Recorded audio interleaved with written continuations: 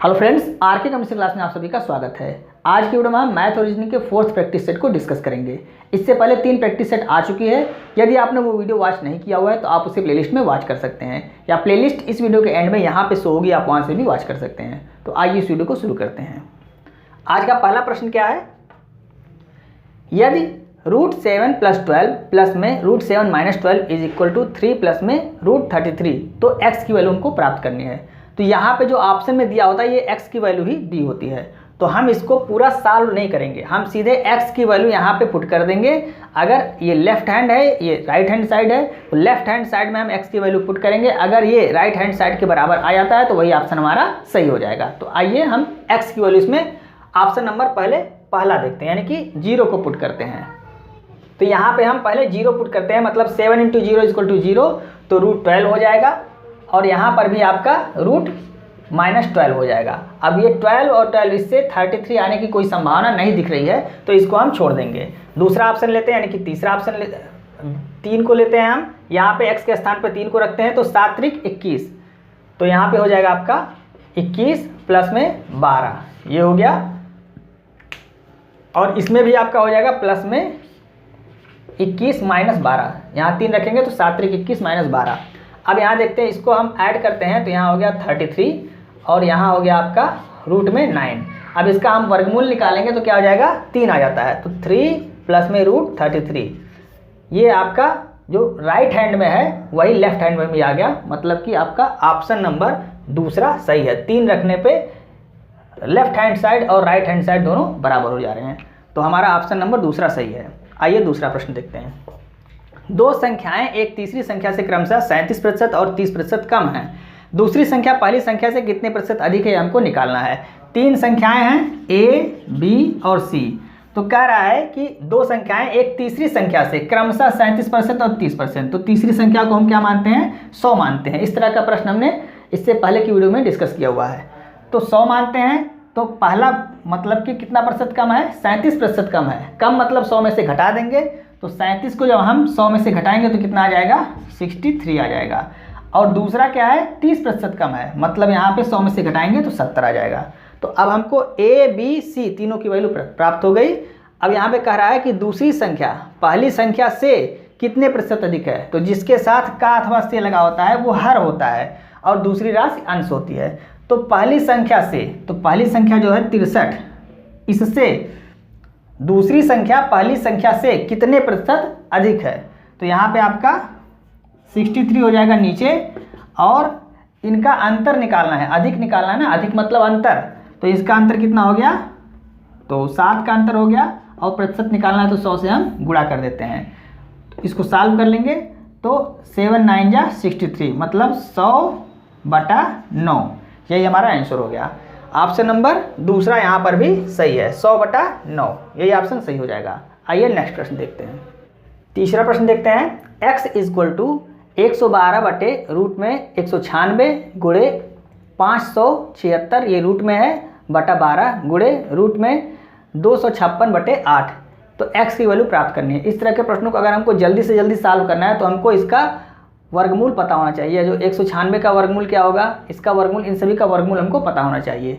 तो आइए हम लगाते हैं इसको। x = 112/196, यह 14 का वर्ग होता है। 196 14 का वर्ग, यानी कि इसका वर्गमूल क्या हो गया, 14। इसका वर्गमूल क्या हो जाएगा, 24/12, और इसका वर्गमूल क्या हो जाएगा, 16/8। अब इसको काट देते हैं, 14 से 8 बार में कट जाएगा, ये 2 बार में कट जाएगा, और यह भी 2 बार में, यानी 8 दूनी 16 दूनी 32। x = क्या आ गया, 32, ये हमारा आंसर हो गया। आइए नेक्स्ट प्रश्न देखते हैं। चौथा प्रश्न। 12 संख्याओं का माध्य 25 है। यदि 12 संख्याओं का माध्य 25 है, यदि एक संख्या निकाल दी जाए तो उनका माध्य 22 हो जाता है। निकाली गई संख्या ज्ञात कीजिए।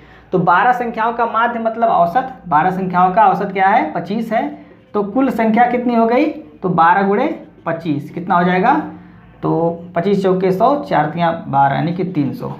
यहाँ पे आपका हो गया 12 × 5 = 60 और 12 दूनी 24 = 30, 300 हो गया। अब निकाली गई संख्या, एक संख्या निकाल दी जाती है तो संख्या कितनी बची, 11 बची।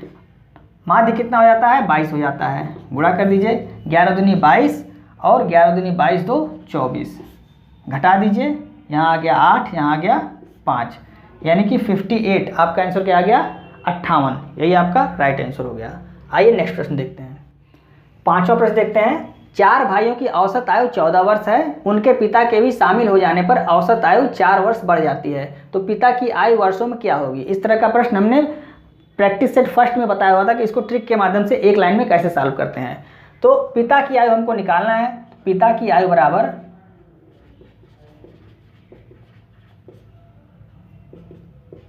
14 औसत तो पहले था, लेकिन उसमें 4 और वृद्धि हो जाती है, तो वृद्धि मतलब प्लस हो गया, 4 की वृद्धि होती है औसत में, औसत का मतलब प्रत्येक में वृद्धि। और कितने व्यक्ति टोटल हो गए, 4 पहले थे और एक पिता भी आ गया, मतलब 5 लोग हो गए, और पाँचों में 4 की वृद्धि होगी, तो 5 गुणे 4, 5 चौक 20, 14 प्लस में 20 बराबर 34, यानी कि ऑप्शन नंबर कौन सा सही हो जाएगा हमारा, चौथा ऑप्शन सही हो जाएगा। अब कुछ लोग कहेंगे प्रैक्टिस सेट थर्ड में हमने यहाँ पे जब 2 लोगों की आयु निकाला था तो यहाँ बटे 2 किया था, तो बटे 2 इसलिए किया था क्योंकि 2 लोगों की औसत आयु थी, तो यहाँ पे हमने बटे 2 किया था। यहाँ पर भी मान लीजिए इसको अगर औसत भी आप मान सकिए, 14 औसत भी है और प्रत्येक की आयु भी है 14 औसत का मतलब प्रत्येक की आयु होती है, तो पिता की निकालना है तो पिता की आयु में 14 तो ऐड ही होगा, और प्लस में जितना एक्स्ट्रा हो रहा है वह भी ऐड होगा, तो पिता की आयु निकल जाएगी। आप यहाँ पे करना चाहें तो अगर इसको औसत माने तो इसका औसत निकालेंगे तो एक ही का तो औसत निकालना है, तो 1 का औसत क्या होता है, बटे 1 करेंगे तो वही चीज़ तो आएगी, तो इसलिए यहाँ हमने 1 नहीं लिखा हुआ है। अगर 2 होता तो औसत निकालना तो हम 2 से भाग देते, जब 1 का ही निकालना है तो औसत क्या होगा, यहाँ पे बटे 1 थोड़ी होगा, तो इसलिए यहाँ पे 5 गुणे 4, 14 पहले से था, वृद्धि हो रही है, कितनी वृद्धि होगी, 5 गुणे 4 20 की वृद्धि हो जाएगी, तो 34 पिता की आयु हो जाएगी, यही हमारा आंसर हो जाएगा। आइए 6वां प्रश्न देखते हैं। किसी विशिष्ट कोड भाषा में INERTIA को RGVKGBZ के रूप में लिखा जाता है, तो उसी कोड भाषा में फ्लावर को क्या लिखा जाएगा। तो सबसे पहले इसका हम कोड लिख लेते हैं और इसको रिलेशन देख लेते हैं क्या रिलेशन है। INERTIA ये हो गया, और यहाँ पे है RGVKGBZ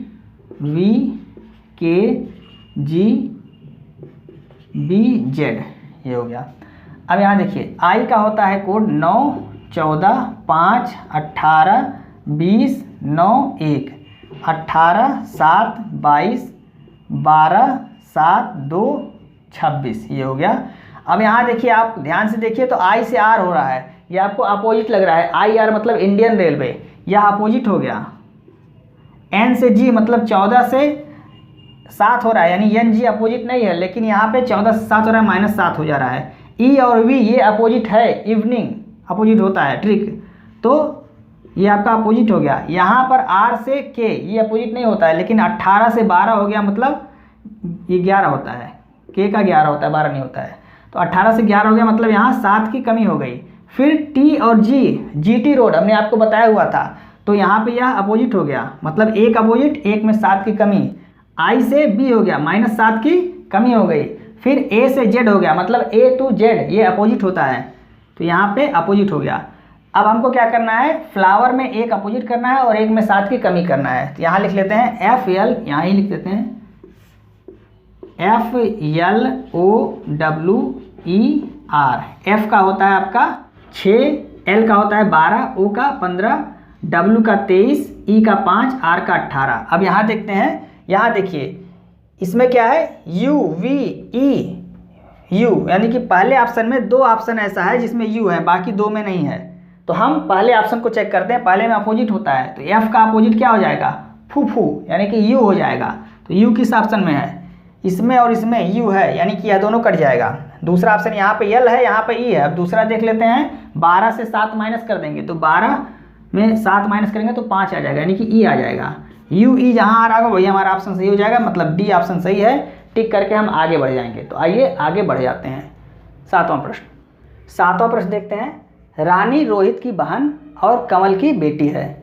कमल गौरव का बेटा है और आर्यन का भाई है। आर्यन रजनीश का पिता है। आर्यन का रोहित से क्या संबंध है, तो ये हमको बताना है। तो सबसे पहले रानी रोहित की बहन और कमल की बेटी है। तो जो रानी है, रानी ये रोहित की बहन है, रोहित की बहन है। और क्या कह रहा है, और कमल की बेटी है, मतलब यही कमल की बेटी भी है, कमल की बेटी है।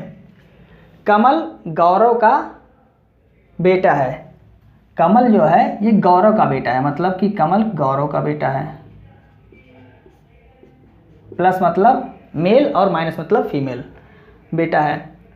और आर्यन का भाई है, कह रहा है कमल गौरव का बेटा है, कमल गौरव का बेटा है और आर्यन का भाई है। कौन? कमल ही, ये आर्यन का भाई भी है, आर्यन यहाँ पे होगा, इसका भाई भी है। अब कह रहा है रजनीश का पिता, आर्यन रजनीश का पिता है।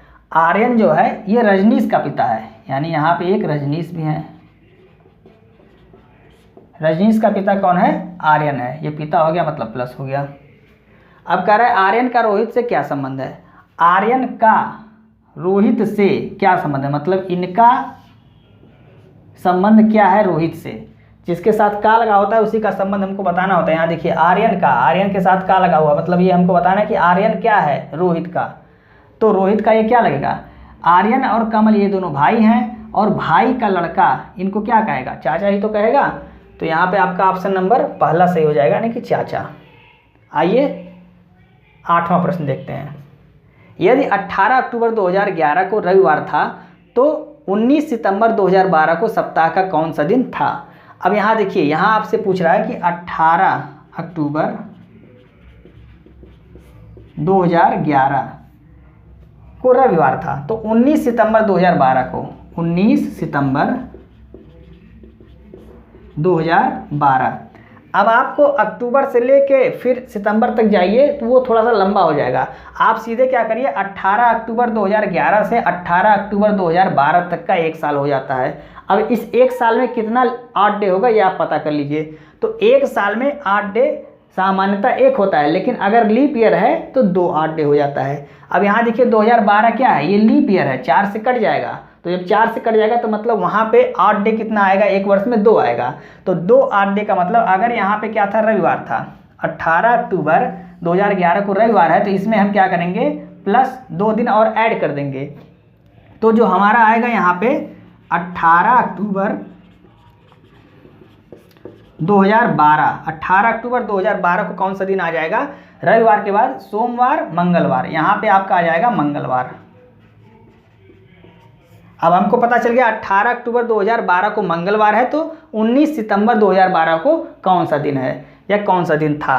तो हमको कितना, एक महीना, अक्टूबर से सितंबर आना है, मतलब एक महीना पहले आना है। तो अक्टूबर में 18 दिन हो गया, 18 दिन अक्टूबर में हो गया, और सितंबर में 19 तारीख तक, सितंबर कितने की होती है, 30 की होती है।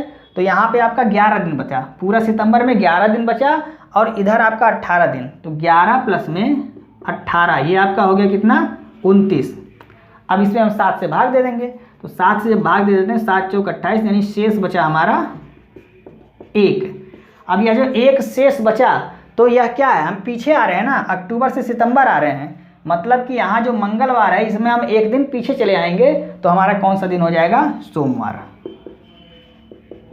सोमवार, यही हमारा ऑप्शन सही हो जाएगा।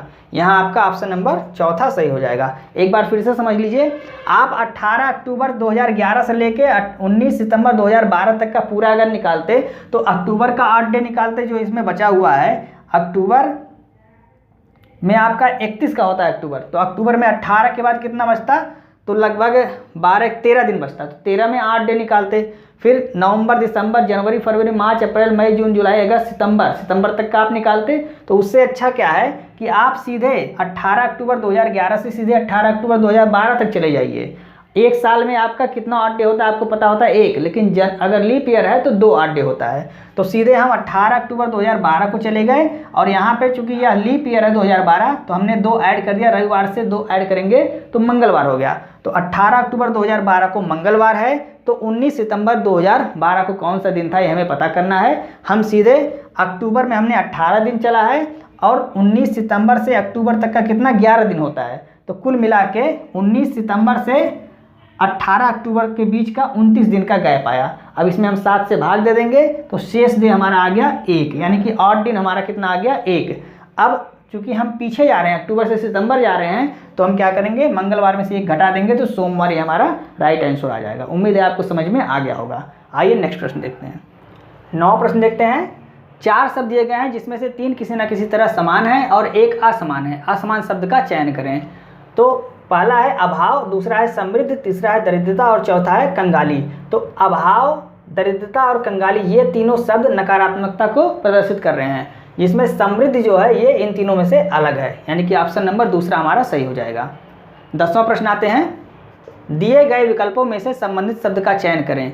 कीट विज्ञान, इसका संबंध कीट से है, तो जीवाश्म अध्ययन, इसका संबंध किससे होगा। 4 ऑप्शन है, खनिज पदार्थ, जीवाश्म, मोटर या भूकंप। तो इस जीवाश्म से होगा, यानी कि दूसरा ऑप्शन यहाँ पर भी सही हो जाएगा। यहाँ पर क्या हो जाएगा, जीवाश्म।